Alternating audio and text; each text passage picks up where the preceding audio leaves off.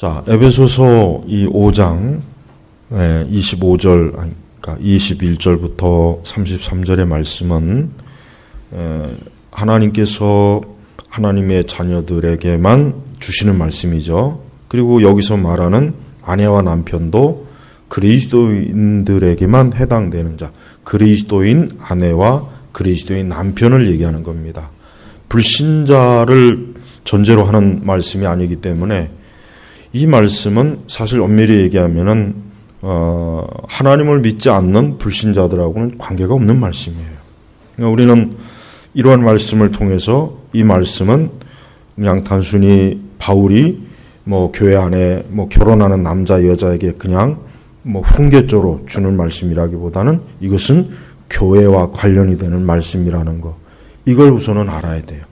그리고 중요한 것은 우리 믿는, 지난 시간에도 잠깐 언급했지만 성도, 즉 예수님을 믿는 우리 남녀가의 결혼은 단순히 두 사람만의 결합이 아니라 거기에는 반드시 뭐가 있습니까? 교회가 있는 거예요. 그래서 정말 이건 너무 중요해요. 왜 중요하냐?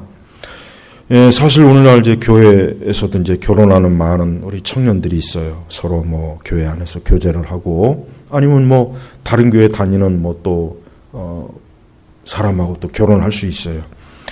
그렇지만은 중요한 것은 이 결혼을 하는 많은 우리 교회 안에 있는 청년들이 결혼이 마치 두 사람만의 어떤 결합인 줄 알고 결혼하는 일들이 많이 있단 말이에요. 그것은 그만큼 성경적 결혼이 뭔지를 배우지 못했고 알지 못해서 이제 그런 거겠죠. 그래서 우리는 이 에베소서의 이 말씀을 통해서 성도, 즉 그리스도인의 신자의 결혼은 반드시 교회와 관련이 있다. 그래서 사실은 엄밀히 얘기하면은 로마 천주교는요, 물론 이제 우리 천주교는 기독교는 아니니까, 근데 로마 천주교는 신부나 사제, 즉 로마 교회가 허용하지 않는 결혼은 무효예요. 무효라고.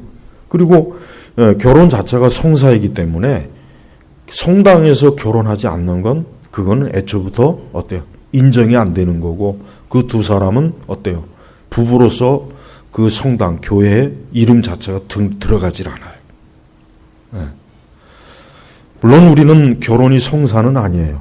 결혼은 성사는 아니지만 우리가 이제 우리 개신교가 좀 이 결혼에 대해서 너무 무방비 상태, 아무 생각 없이 그냥 둘이 잘 만나서 잘 처먹고 잘 살아라, 요 정도 교훈밖에 안 줘요. 기껏 해봐야 남편과 아내는 서로 한 몸이니 뭐니 이따위 소리는 하고, 물론 두 몸이든지 한 몸이든지 그게 중요한 게 아니에요. 중요한 것은 뭐냐? 거기에는 교회가 있다는 거예요. 교회. 교회는 뭡니까? 그리스도의 몸이에요. 다른 말로 하면은 믿는 성도들의 결혼은 예수님이 반드시 거기에 있는 거예요. 그러니까 예수님이 있는 결혼과 없는 결혼의 차이가 어떻겠습니까? 엄청나게 큰 거예요. 엄청나게 큰 거랍니다. 그러니까 우리는 결혼을 굳이 카톨릭처럼 성사까지는 아니더라도 적어도 교회 안에서 서로 만나서 서로 신앙을 가진 사람들이 결혼할 때는 이 결혼이라고 하는 것은 교회, 예수 그리스도께서 중심이 되는 그러한 아주 참 영광스럽고 귀한 일이다. 그런 걸 꼭 알고 이제 결혼을 하라는 거예요. 그런 걸 알고서 내가 이제는 예수님을 모시고 가정을 이루는구나. 이렇게 좀 알고 결혼 생활하는 것과 그냥 둘이 서로 좋아해서 우리 결혼합니다 하고 이게 같겠습니까? 이건 틀리는 거예요.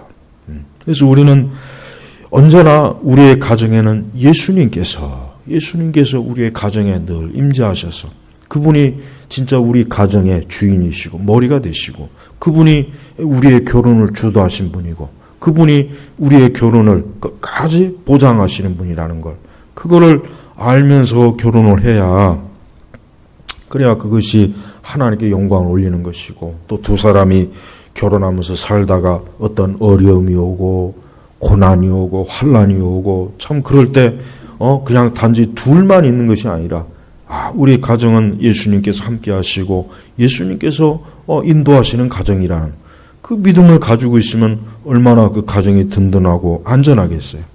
그러니까 그런 걸 전혀 생각하지 못하기 때문에 사실 많은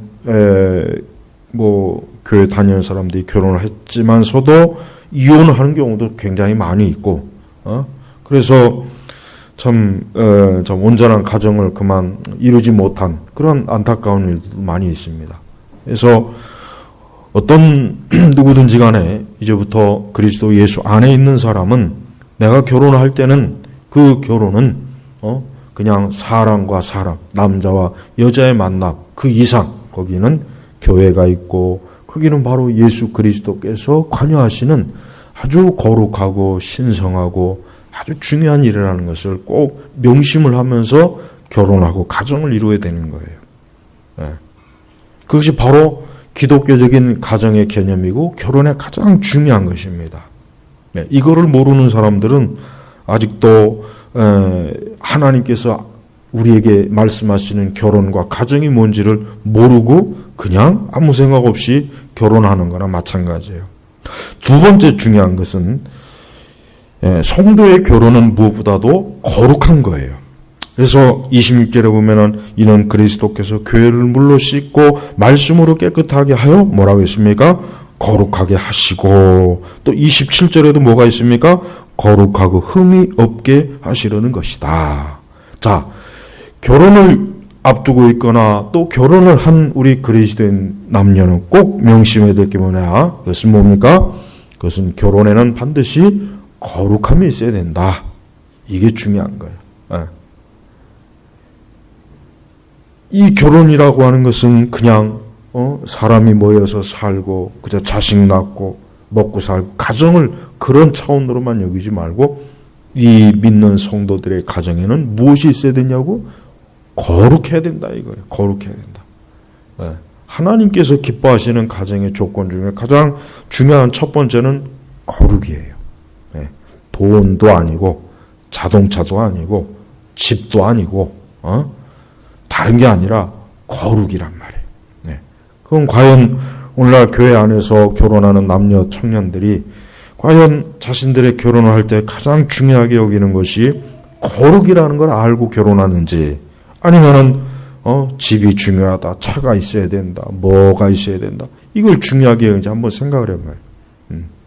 그런 것들이 다 갖춘다고 할지라도 거기에 거룩이 없으면 어때요? 그 가정은 온전한 가정, 하나님이 축복하시는 가정이 될 수가 없어요. 그러니까 항상 우리 결혼하는 청년들은, 결혼을 앞두고 있는 청년들은, 또 앞으로 이제 결혼을 하려고 기도하고 있는 청년들은 뭘 기도해야 되느냐? 항상 거룩한 가정이 되게 달라고, 거룩한 가정을 하나님이 이루어 달라고 늘 그런 기도를 해야 돼요. 이건 중대한 문제. 왜 그러냐? 아담과 하와가 하나님의 은혜로 가정을 이루었지만 그 가정에 무엇가 끼어들었습니까? 뱀이 끼어들었잖아요. 마귀가 끼어들었잖아요. 그럼 뭘 의미하는 줄 아세요? 믿는 성도들의 가정은 반드시 마귀가 손을 대요. 반드시 마귀가 역사해요. 그로 인해서 반드시 그 가정에 어떤 죄가 들어오거나 죄악된 일이 생기거나 그럴 요소들이 있단 말이에요. 그러니까 벌써 에덴 동산에서 하나님께서 아담과 하와의 가정을 이루어 주셨는데 그새 어느 틈엔가 이 뱀이 마귀가 이 가정 안에 슬며시 들어와 가지고 하와를 꿰고 그로 인해서 아담까지 범죄하고 그래서 결국은 그 가정이 그 에덴 동산에서 쫓겨나 가지고 얼마나 하나님 앞에 참 하나님의 영광을 가리고 그 가정이 그로 인해서 얼마나 큰 어려움을 생명을 이뤘어요. 생명을. 그것도 그냥 생명이 아니라 하나님이 주신 그 영생의 생명을 잃어버려서 죽음의 선고, 사망의 선고를 받았잖아요. 그러니까 인류의 비극이 뭐냐? 인류의 비극, 오늘날 이 세상의 비극이 원인이 뭐냐? 아담의 가정이 깨져서 그런 거예요. 그러니까 이게 중대한 문제죠. 그러니까 이 가정이 깨지는 문제는 이건 그냥 그럴 수 있지. 지금은 이혼을 하는 것도 무슨 개를 분양했다 띄우는 것보다도 못하게 여기는 것 같아. 내가 볼 때는. 이혼을 아주 대수롭지 않게 여기는 것 같아. 그게 다 어디서 온 거예요? 그게 세상에서 온 거란 말이에요. 세상에서. 그러나 우리 믿는 성도들은 어쨌든 두 사람이 하나님을 믿는 사람이면 이혼은 굉장히 이것은 신중해야 되는 거예요. 물론 한 사람이 예수님을 안 믿는 사람이거나 한 사람이 거듭나지 못하고 중생하지 못하고 부정을 저질렀다면은 그것은 이혼의 조건이 되니까 그거는 이혼을 해도 괜찮은 거예요. 그런 것까지 이혼하지 말라 할 필요는 없어요. 그러나 적어도 그리스도 예수 안에 있는 사람들이라면 이 가정이 깨지는 문제는 결국은 뭐예요? 마귀의 시험에 넘어지는 거예요. 그건 마귀의 시험에 무너지는 거예요. 그러니까 절대 하나님을 믿는 신자들은 이혼을 하지 말아야 돼요. 사실은 엄밀히 이혼을 하지 말아야 돼요.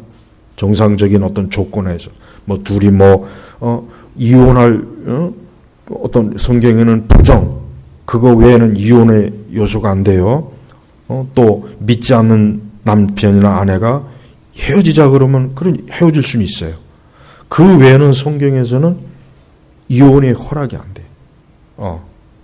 그러니까 오늘 왜 내가 이 얘기를 하냐면 교회 안에서 둘이 만나서 결혼하고 목회자가 주례를 섰음에도 불구하고 이혼하는 일들이 많아요. 그런 일들이 이제는 그냥 흔해요. 우리는 그게 왜 그러느냐? 그것은 그들이 가정을 이룰 때 거룩을 모르는 거예요. 거룩. 우리가 이렇게 이제 가정을 이루는 게 그냥 우리가 둘이 서로 잘 살고 잘 먹고 재밌게 살려고 하는 게 아니라 뭐예요? 하나님의 거룩을 드러내기 위해서 우리가 결혼하는 것이다. 그래서 바울도 그냥 남편과 아내 살아가기를 하면서 이는 그리스도께서 교회를 물로 씻고 말씀으로 깨끗하게 하여 거룩하게 하시고. 그러니까 바울은 적어도 에베소 교회 안에 있는 남편과 아내들이 서로 예수님께서 우리의 죄를 깨끗하게 씻어주시고 우리를 정결하게 하나님의 사람으로 세우신 것처럼 어때요? 남편과 아내는 어때요? 거룩해야 된다는 거. 그리스도의 거룩이 반드시 있어야 된다는 것을 요구하는 거예요. 얼마나 좋습니까? 여러분 이 세상에 가장 행복한 가정은 어떤 가정입니까? 거룩한 가정이에요. 이 세상에서 가장 행복한 가정은 사실 거룩한 가정이에요. 돈이 많다, 집이 좋다, 무슨 세상적인 여러 조건이 좋다, 좋은 곳에 산다. 그게 행복의 조건이 아니에요. 그게 행복의 조건이라면은 왜 헐리우드에 있는 많은 유명 배우들은 왜 그렇게 이혼을 합니까? 그들은 왜 이혼이 아니라 2혼, 3혼, 4혼, 5혼, 엘리자베스 테일러는 9번까지 결혼했죠, 9번. 아직 그 기록을 누가 깨지는 않았을 거예요. 누가 깼는지 모르겠네요. 그렇게 돈 많고, 몇백만 달러 들여서 결혼하고, 호화스러운 비버리 힐즈에서 살면서, 근데 그들이 왜 헤어져요? 거룩이 없으니까 헤어지는 거예요. 그러니까 우리 지금 이 교회 안에도 이런 이혼, 믿는 사람들이 서로 둘이 교회 안에서 만났는데도 이혼한다. 이것의 근본적인 원인은 거룩함이 없기 때문에 그러는 거예요. 거룩함이. 돈이 문제다, 사업이 실패다, 성격 이게 아니에요. 거룩함 때문에 거룩이 없으니까 가정이 무너지는 거예요. 그래서 하나님께서는 적어도 우리 믿는 성도들은 가정은 어때야 돼요? 거룩해야 돼요. 그래야 그 가정이 하나님의 축복과 하나님의 보호와 하나님이 함께 하심으로 그 가정이 어떻게 됩니까? 번성하는 거예요.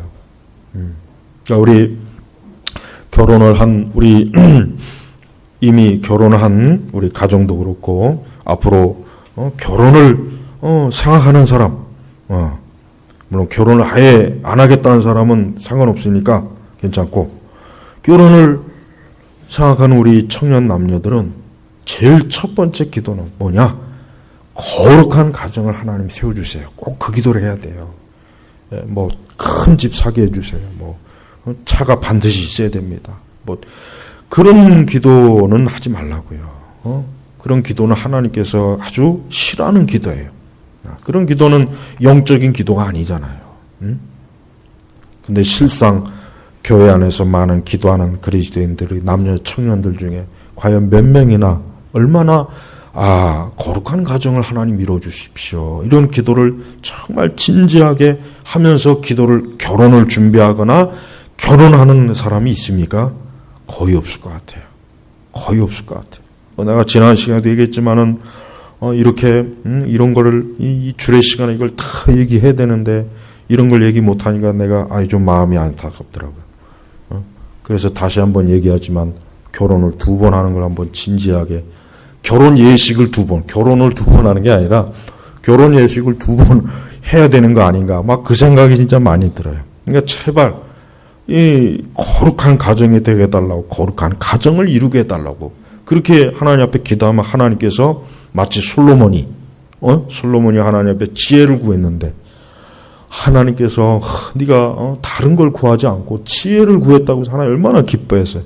그래서 그가 구하지 않은 것까지도 막 왕창 솔로몬한테 안겨줬잖아요. 그러니까 하나님 앞에서 우리가 결혼을 놓고 거룩한 가정이 되게 해달라고 기도하면 하나님께서 얼마나 기뻐하시겠어요. 그래서 구하지 않은 것까지도 아마 주실 거예요. 틀림없어요. 근데 안타깝지만 아마도 결혼이야말로 가장 세속화됐을 거예요. 교회가 무엇가 가장 세속화됐냐고 순위를 매긴다면 신자들의 결혼이에요. 난 아주 자신 있게 얘기할 수 있어요.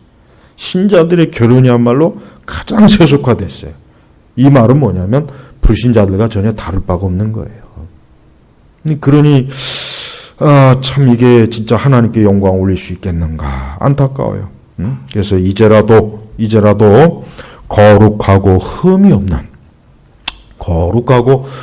없는 가정이 되도록 항상 기도하고 늘 말씀으로 하나님께 가정 예배를 드리고 그렇게 하란 말이에요. 그러면은 하나님께서 그 가정을 지키십니다. 그 가정을 보호하시고 그 가정을 축복하시고 또 그 가정의 자손들 앞으로 그 가정에서 대대로 후손들이 하나님의 주시는 은혜와 복으로 복되게 참 자손들도 번성을 하게 돼 있어요. 왜? 하나님께서 거룩하게 하나님 앞에서 거룩하게 이루어진 가정에서 당연히 하나님께서 그 후손들도 축복하시지 후손들이 저주받겠어요? 절대 저주받을 일이 없어요. 어떤 가정은 저주가 있어요. 그거 알아야 돼요. 진짜 어떤 가정은 저주가 있습니다. 어떤 가정들은 저주가 있어요. 그냥 일반적인 것이 아니라 아주 지독스럽게 뭔가 아주 저주거리가 있어요. 아주 자손 대대로 자식 때까지 또 이어지고 알코올 중독이라든가 성적인 죄라든가 같은 뭔가 있어요. 하여튼 뭔가 아주 지저분한 게 있어요. 그거 다 저주받은 거예요. 그거. 그러니까 그런 거 끊으려면은 다른 방법 없어요. 무당 데리고 굿하지 말고 예수님, 여기서 우리 예수님께서 그리스도께서 교회를 물로 씻고 말씀으로 깨끗하게 하여 거룩하게 하시고, 누가 거룩하게 하셨습니까? 예수님이 거룩하게 하셨다 그랬어요. 그러니까 이 가정은요, 거룩하면 우환이 안 와요. 이 가정은 하여튼 거룩하기만 하면 하여튼 하나님께서 모든 걸 그 가정을 축복하셔요. 물질적으로도 그렇고 육신적으로도 그렇고 하나님이 보호하신단 말이에요. 왜? 예수님께서 거룩하게 하셨는데 감히 무엇이 손을 대겠어요? 손을 못 대는 거예요. 그러면서 이제 28절로 넘어가면은 이와 같이 남편들도 자기 아내 사랑하기를, 보세요. 먼저 교회, 거룩, 그러고 난 다음에 뭐예요? 남편과 아내가 서로 사랑하라 이거예요. 사랑하라. 예. 근데 지금 거꾸로 됐잖아요. 먼저 자기들끼리 사랑하고 그러고 난 다음에 뭐 교회 낳고 그것도 찾지도 않지 또. 아니 찾지도 않아요. 그러니 아무리 목사가 주례를 쓰고 심지어 예배당에서 결혼해도 소용없는 거예요. 그건 소용이 없는 거예요. 소용이. 그러니까 그러고 난 다음에 이와 같이 남편들도 자기 아내 사랑하기를, 그 다음에 또 자기 아내 사랑하는 자를 자기를 사랑하는 것이고, 누구라도 언제든지 자신의 육체를, 벌써 그 다음부터 이제 서로, 남편과 아내가 서로 사랑하라. 서로 상대방의 몸을 자기의 몸처럼, 상대방을 자기처럼 사랑하고 그렇게 하라 하고 이 권면을 주잖아요. 권면을. 그러니까 순서가 어떻게 되는지 알죠, 이제는? 그러니까 기독교인의 결혼, 여러분 뭐 수많은 기독교인의 결혼 서적이 있어요. 제 서재도 많은데 그거 다 잡소리고 다른 거 볼 거 없어요. 오늘 지난주하고 내가 이번 주에 설교한 것만 명심하면 그 오만 가지 잡동사니 그 결혼에 관한, 기독교인의 결혼에 관한 책, 그거 굳이 안 읽어도 돼요. 그거 굳이 읽을 필요 없어요. 핵심은 뭐냐? 교회, 거룩, 그 다음에 뭡니까? 서로, 뭡니까? 근데 이것도 그냥 서로 사랑이 아니에요. 29절에 그리스도께서 교회를 위해 하시듯이. 네? 보세요. 하여튼 바울은 성도는 하여튼 예수님을 떠나면 안 돼요. 하여튼 성도는 뭘 하든지 예수 그리스도의 십자가, 그분의 죽으심, 그분의 고난, 그분의 속죄, 그분의 대속, 뭐든지 다 이게 들어가는 거예요. 가정도 들어가고 안 들어가는 게 없어요. 안 들어가는 게. 그래서 우리 부부가 서로 상대방을 사랑하고 서로 아끼고 서로 보살피고 서로, 근데 이거를 어떻게 해야 되냐? 어떻게 하라고? 그리스도께서 교회를 위해 하시듯이 한다. 이러려면은 우리 신랑 신부는 결혼하기 전에 뭘 연구해야 되겠어요? 예수님의 대속을 연구해야죠. 복음서를 열심히 읽어야 되겠죠. 그죠? 그냥 결혼한다고 해가지고 그냥 놓을 거 막 그냥 뭐 재밌는 거 그냥 막 자기 육신을 위한 것만 그냥 눈이 이래가지고 찾아다니고 그러지 말고, 그는 우리 믿지 않는 사람이고 우리 성도들은 결혼하기 전에 복음서를 열심히 읽어요. 야, 예수님께서 어떻게 제자들을 사랑하시고 그분이 우리를 위해서 어떤 희생과 고난과 수치와 모욕을 당했고 그분이 어떻게 매를 맞으시고 그분이 어떻게 십자가에서 그냥 이거를 연구하라 이거예요. 이거를 연구하면 가정에서, 이 다음에 가정을 이룰 때, 예수님이 이렇게 나를 사랑하셨는데 내 아내나 남편이 꼴보기 싫어도 마음에 안 들어도 어떤 처음 연애할 때 사랑이 없이 이제는 개 쳐다보듯이 서로 쳐다봐도 이래서는 안 되겠구나. 우리 예수님이 나를 어떻게 구원하시고 어떻게 나를 사랑하셨는데 그분이 나를 위한 희생과 그분의 그 피와 땀이 어떤 것인가, 이거를 안다면은 남편과 아내들이 과연 서로 미워하겠습니까? 서로 헤어지겠습니까? 서로 이제는 사랑이 식었다 이렇게 나오겠습니까? 그러지 않을 거예요. 틀림없이. 네. 그러니까 사람은 하여튼 특히 남자와 여자가 만나서 결혼하는 것은 반드시 예수님이 있어야 돼요.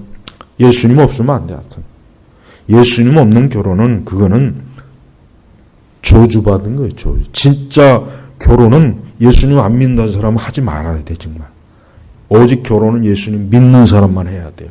난 그게 성경적이라고 생각해요. 네.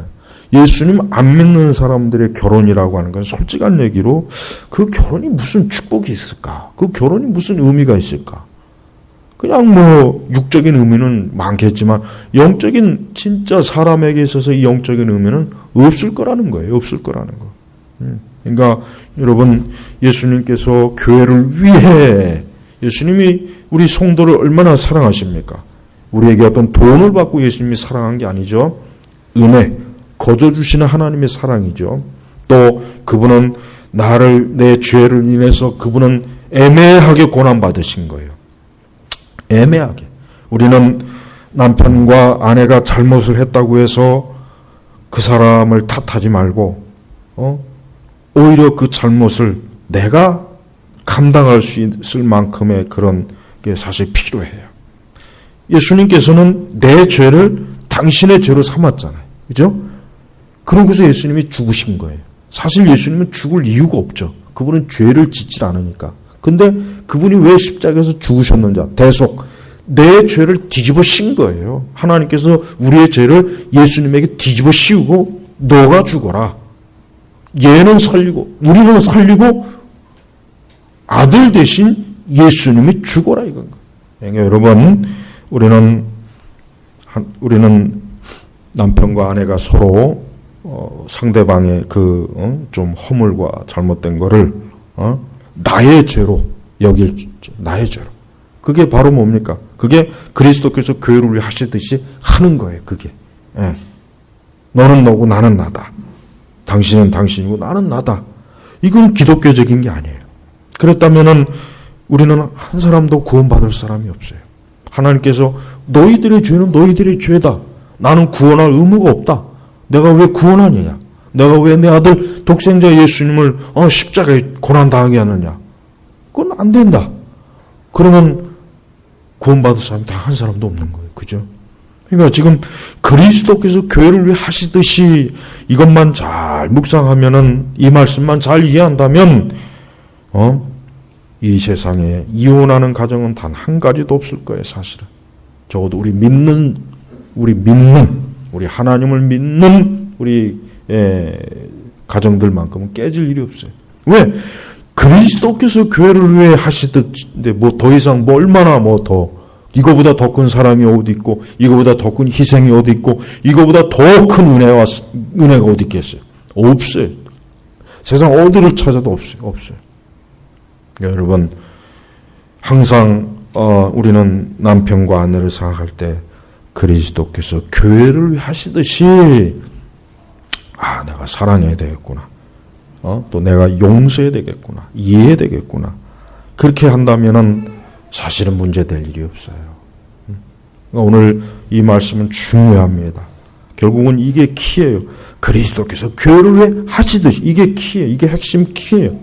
이것만 잘 안다면 그러니까 사실 이것 때문에 우리 성도의 가정이 가장 축복된 가정이 되는 거예요. 이것 때문에 사실 우리 신자의 가정이야말로 진짜 가정이 되는 거예요. 하나님 믿지 않는 사람들의 가정은 정상적인 가정이 아닙니다. 그건 불완전하는 거예요. 그러니까 우리는 그런 사람들에게도 예수님을 믿어야 이 가정이 정상적인 가정이 된다. 그렇게 얘기해 줘야 돼요. 우리가 복음을 전할 때. 그래서 여러분 항상 그리스도께서 교회를 하시듯이 이렇게 결혼 생활하면 사실 모든 문제들이 그냥 다 해결돼요. 가정에서 뭐 더 이상 얼마나 대단하다고 그리스도께서 하신 사랑의 범위를 넘을 수가 있겠어요? 넘는 거 없어요. 이 한계를 감히 누가 넘겠습니까? 그러면서 이는 우리가 그분의 몸에 지체들이기 때문이다. 그렇습니다. 남편이나 아내나 궁극적으로 누구의 지체입니까? 예수님의 지체예요. 예. 그분의 몸의 지체들. 그러니까 우리는 믿는 우리 남편과 아내는 단순히 두 사람만의 결합이나 아니면은 각자 존재하는 게 아니라 뭐예요? 우리가 뭐예요? 예수님의 몸이에요. 그리스도의 지체예요. 그러니까 이 땅에 하나님 믿는 사람들이 모인 가정이 많으면 많을수록 그리스도의 몸의 지체들이 많아지는 거예요. 그게 축복이겠죠. 은혜겠죠. 그러니까 우리 성도의 결혼은 참 축복이에요. 그거는 모든 면에서 축복이에요. 그거는 복음의 면에서도 축복이고 하여튼 모든 면에서 하나님의 은혜가 풍성하게 나타나는 거예요. 그래서 바울은 또 중요한 걸 몇 가지 얘기합니다. 31절에 보니까 그러므로 사람이 그 부모를 떠나 그의 아내와 연합하여 둘이 한 몸이 될 것이다. 그러니까 그 부모를 떠나. 그렇죠. 이 얘기는 뭡니까? 이 얘기는 결혼을 한 남녀는 이제 더 이상 부모와의 그 관계에 있어서 이제 독립을 한다는 거예요. 독립을 한다는 거예요. 그러니까 이제 온전한 가정을 이루는 것은 그 부모로부터 독립을 하는 것이 온전한 가정이에요. 더 이상 이제 그 부모에 의해서 이제 삶이 아니라 두 사람의 삶이 이제는 비로소 시작되는 거예요. 그의 아내와 연합하여 둘이 한 몸이 될 것이다. 이제는 결혼하는 남녀는 서로 이제는 두 몸이 아니라 한 몸이 하나가 되는 거예요. 서로 떼줄 수 없는 거예요. 서로 분리가 되는 게 아니에요. 남편 따로 아내 따로가 아니에요. 독립이 아니에요. 연합이에요. 진정한 연합은 아내와 남편의 연합이야말로 이게 진정한 연합이에요. 이것이 바로 예수님과 우리 사이의 연합도 될 수 있고 우리와 교회와 연합도 될 수 있는 거예요. 연합이에요. 연합. 한 몸이 되라. 그래서 그 부모를 떠나. 이게 중요한 것입니다. 실제적으로 결혼하면 우리는 부모를 떠납니다. 그렇죠. 경제적으로도 떠나고 정신적으로도 떠나고 여러 가지로 우리는 떠나는 거예요. 그게 하나님이 정한 거예요. 그래서 그렇게 해서 또 하나의 가정이 이루어지는 겁니다. 그래서 부모를 떠나지 않는 것은 그건 역시 성경적이지 않죠. 여기서 부모를 떠나지 않는다는 건 뭐겠습니까? 여전히 부모에 의해서 자꾸 결혼이 자꾸 이렇게 좌지우지 되는 거. 그거는 좋은 거 아니에요. 그건 기독교적인 게 아니란 말이에요. 그러면서 이 비밀이 크다. 내가 여기서 이 비밀이라고 하는 게 항상 이 바울이 말하는 비밀은 이 복음의 이 비밀을 얘기할 때 항상 이 용어를 많이 써요. 내가 이 비밀이 크다.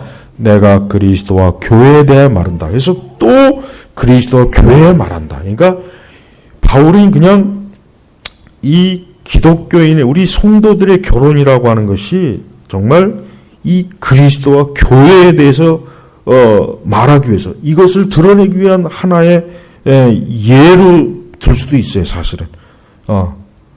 그러면서 그러나 너희도 각각 자기 아내 사랑하기를 자기 몸같이 하고 아내도 남편을 경외하여라. 그러니까 아까 지금 이 33절의 말씀이 뭡니까? 33절의 말씀이 28절, 29절 말씀하고 서로 연결이 돼요.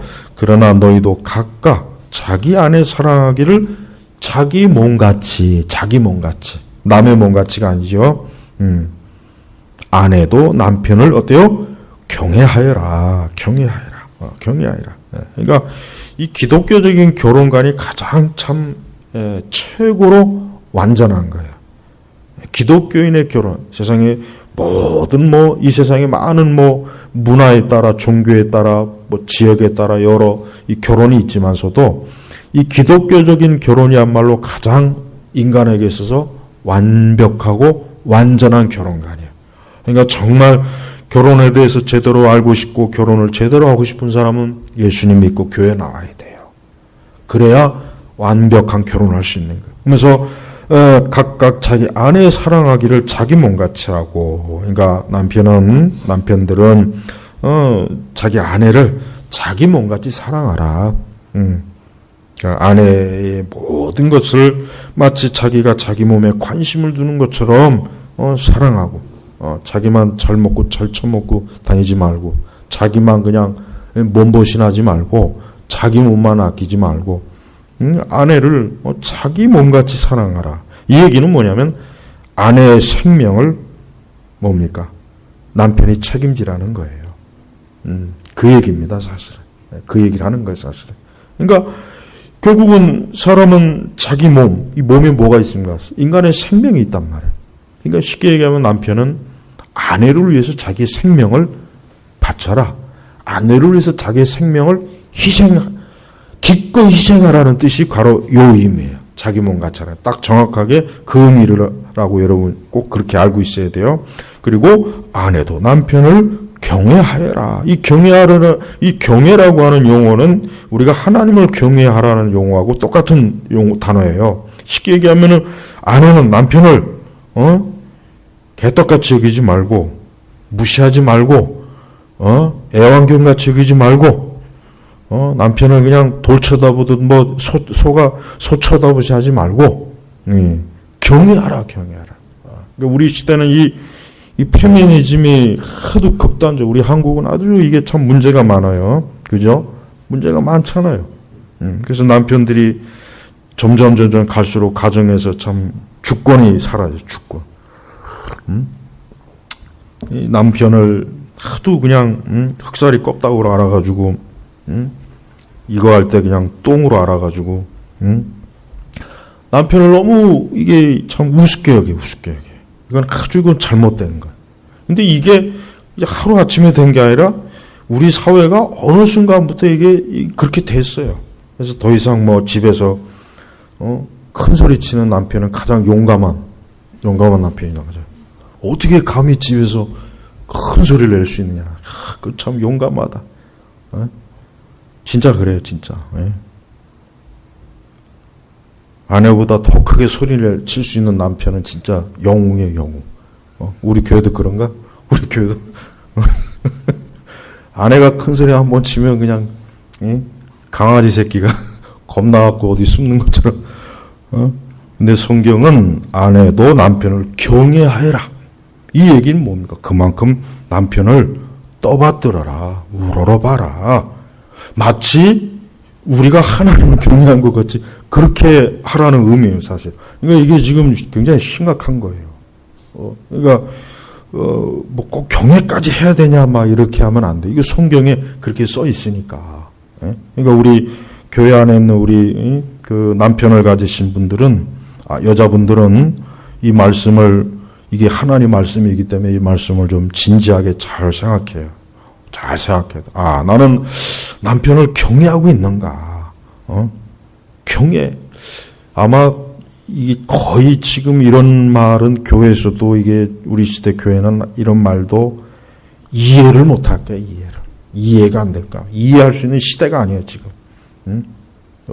우리는 그만큼 이 성경에서 가르치는 성경에서 이게 중요해요, 여러분. 이게 중요합니다. 성경에서 말씀에서 가르치는 것을 우리가 어때요? 그것을 감각으로 느끼고 정신적으로 알고 지적으로 알아야 돼요. 그래야 진짜 이게 기독교 세계관이 형성이 되지 그냥 듣는다고 해서 되는 게 아니에요. 이게 진짜 느낌과 감정과 지식 요 세 가지로 말씀이 딱 들어와야 그때서야 이 말씀을 이해할 수 있지 그 전까지는 이해가 안 되는 거예요. 그러니까 아내도 남편을 경외하여라. 이게 어떻게 이해가 됩니까? 지금 같은 세상에. 이해가 안 돼요.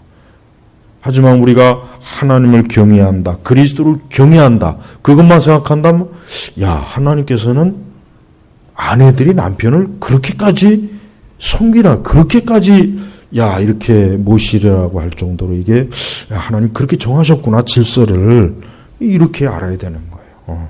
여러분 남편은 아내 사랑하기를 뭡니까? 목숨을 바쳐서 하라고 했고 남편에겐 그러니까 그리고 아내도 남편을 경외하라. 서로 손해 볼 거 없잖아요. 사실 엄밀히 얘기하면 남자가 더 손해죠. 목숨을 바쳐라 했는데 여자한테는 목숨을 바쳐라까지는 안 한 것 같아요. 내가 볼 때는. 이게 약간 좀 저는 하여튼 말씀대로만 지금 얘기하는 거예요. 다른 거 계속 끼어들지 않았어요. 여러분 기독교적인 결혼관은 참 그래서 중요한 거예요. 우리 사회가 이 가정의 문제가 많잖아요. 근데 이 가정의 문제로 끝나는 게 아니라 자녀들의 삶까지 영향을 주죠.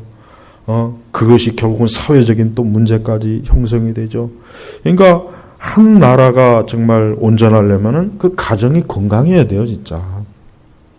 근데 이런 남편과 아내인데, 아내와 아내, 그러니까 여자와 여자, 남자와 남자의 가정을 이걸 또 가정이라고 정의하고 있으니 이게 지금 이게 보통 심각한 게 아니잖아요. 그러죠?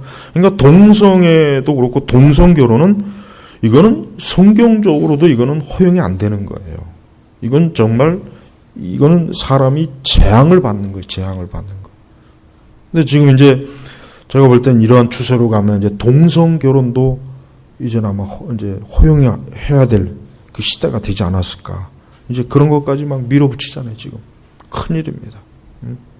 여러분, 말씀을 맺겠습니다.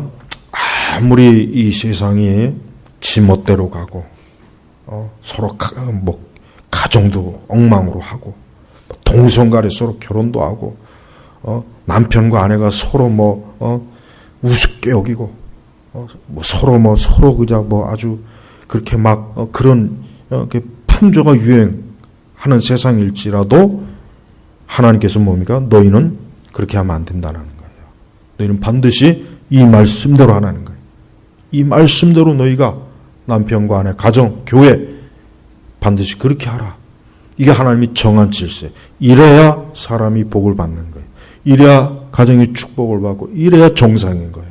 여기서 벗어나면 그거는 하나님 눈 밖에 나는 거기 때문에 거기는 어떠한 소망도 없고 빛이 없습니다. 그러니까 우리 자나바 개혁교회 우리 성도님들 오늘 말씀, 이 전체 말씀을 잘 순종해야 됩니다. 이 말씀은 하나님이 정한 거예요. 예수님이 정한 거예요. 내가 정한 것도 아니고 바울 시대에만 해당되는 게 아니에요. 모든 시대의 기독교인들에게 다 이 말씀대로 해야 되는 거예요. 또 우리 앞으로 결혼할 우리 청년들, 결혼을 기도를 하는 우리 청년들은 반드시 이와 같은 가정을 꼭 이루어야 돼요. 이와 같은 것을 확실하게 서로 알고 서로 이런 것들을 동의하고 결혼해야 되는 거예요. 그냥 막연히 좋으니까, 아니 뭐 조건이 좋으니까 그렇게 하면 안 돼요. 제발 그렇게 하지 말아요. 이와 같은 진리의 말씀으로 양식을 삼고 있는 그런 남자와 여자를 만나서 결혼해라. 그래야 하나님이 축복된 가정이 되는 것이. 이걸 꼭 명심하길 바랍니다. 기도하겠습니다. 하나님 아버지 감사합니다. 오늘 이 에베소서의 말씀 지난주부터 이번 주까지 결혼, 가정, 남편과 아내 이 모든 것들이 얼마나 우리 교회와 그리스도의 대속과 속죄 이 거룩함과 얼마나 깊이 서로 연결되어 있는지를 말씀을 증거했습니다. 우리 제네바 교육교회 모든 성도들은 지금과 같이 이렇게 엉망진창인 이러한 참 이 세대에 아주 경건한 가정을 이루게 해주시고 경건한 가정으로 형성되게 하시고 경건한 가정을 하나님께서 축복되게 세워주시기를 간절히 기도합니다.